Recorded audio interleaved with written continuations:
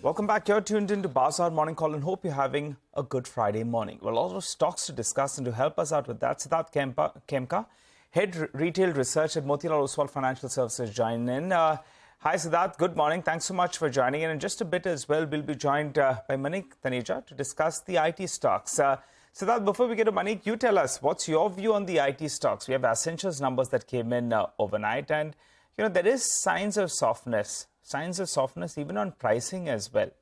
What's your view on the stocks and how do you approach them? Yeah, very good morning, Nigel. Thanks for having me on your show. So I think it was the Accenture numbers, especially on the guidance side, is more or less on the expected lines. We are not expecting very strong commentaries after what some of the other IT players have been highlighting. So clearly, while the Q3 numbers were decent with a revenue growth of 5% on a constant currency basis, the company has lowered the guidance by 100 basis points to 8 to 9%. And that could be a negative read-through for the other Indian IT peers, given that the management has highlighted that demand environment continues to remain weak because of adverse macro environment, delays, especially in the small and discretionary deals, while large deals continue to do well. And they have also highlighted that there has been some dip in pricing in few segments, all of which could be a drag, at least on the near-term outlook for the other Indian IT players.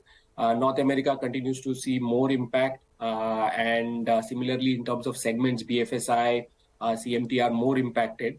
While the only silver lining that we saw from the entire commentary was that the momentum in the managed services is good, and that is expected to continue in the fourth quarter for Accenture, which is a positive read-through for TCS and HCL Tech.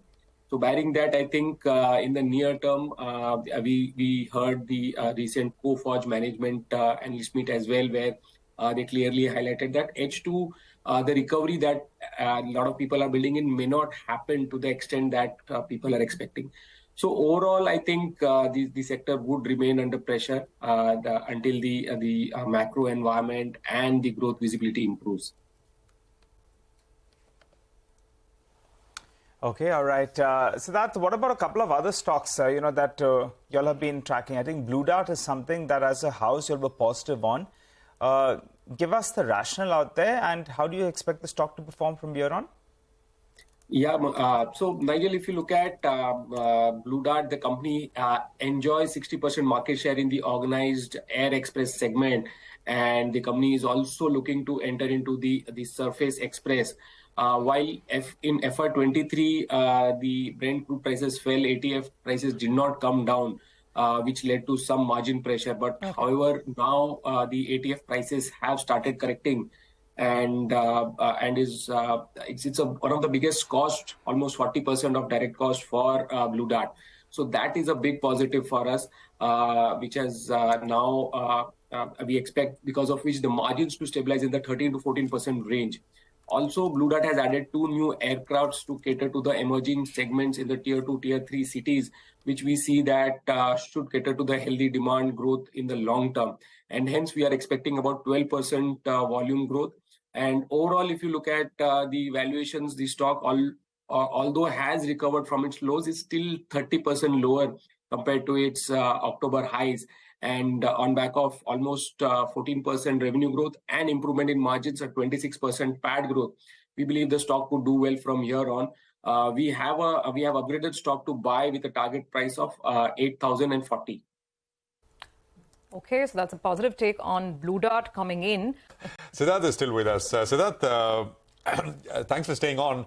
Just a quick word on, what the house view is and what kind of flows did you see yesterday, for example, especially on mid caps and small caps? Because as Anuj was pointing out, yesterday we did see some fall, some pullback. I mean, actually, small cap index, I think, was down a full 1%. Otherwise, it's been uninterrupted 1% CAGR daily compounding on the upside. Yesterday, we saw a little bit of pullback. What do you make of it? Yeah.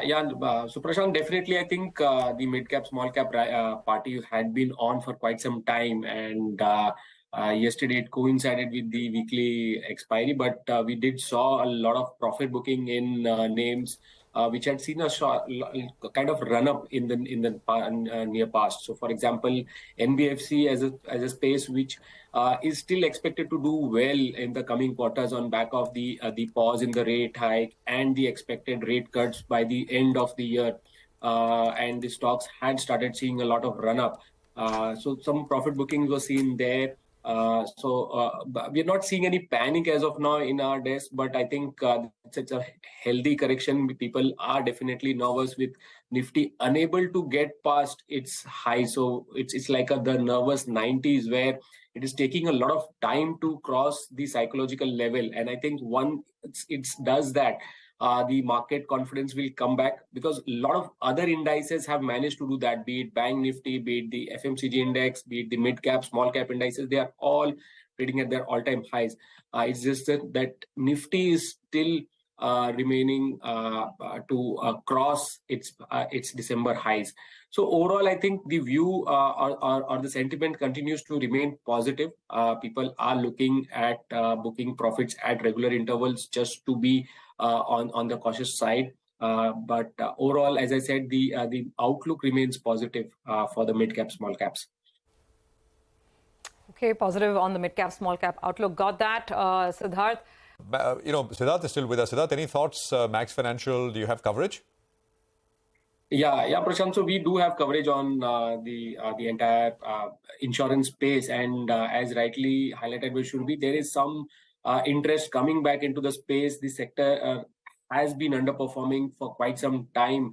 Initially because of the COVID-related increase in cost, and then the sales pressures because of the work-from-home culture, and then we had the government in the budget bringing in some measures which kind of deterred the investor sentiments towards the entire insurance space. But if you look at the monthly premium collection, which is now started to seeing some improvement from about a decline of 2% in April, May saw industry aggregate premium collection grew almost 10%. This kind of led to a positive sentiment change towards the entire space. Looks like the worst is behind for the sector. Within the insurance space, we like SBI Life, which has been a market leader. It has maintained its cost leadership, and we see the growth of about 20% in the APE compared to a Max Financial, where we are expecting a 15% APE growth. So based on that, we prefer an SBI Life. We have a buy rating and a target price of about 1,500 within the insurance space. Okay, all right. So that final question before we let you go. SBI Cards, there was the card update that normally comes, and it's coming for the month of May. The number of cards have moved up. So in terms of number of cards, the market share has gone up a little bit, but spends have come down. Any view on the stock from here on? Yeah, Nigel. So I think it's a bit tricky stock now with the numbers for the monthly data not giving a good read through for the company. But if you look at also in the other larger space with the UPI getting penetration through credit card as well, I think the overall outlook with the Q4 numbers also being not that strong, it has a mixed quarter. I think it's better to stay away for some time until the clear growth is visible for SBI Card. So I think I would not see much of positivity for SBI Card, at least in the near term, with the kind of monthly volumes, monthly data that has come in for SBI Cards. Okay, all right. So we'll leave it there. Thanks very much for your time. It's always a pleasure having you with us here on CNBC TV 18.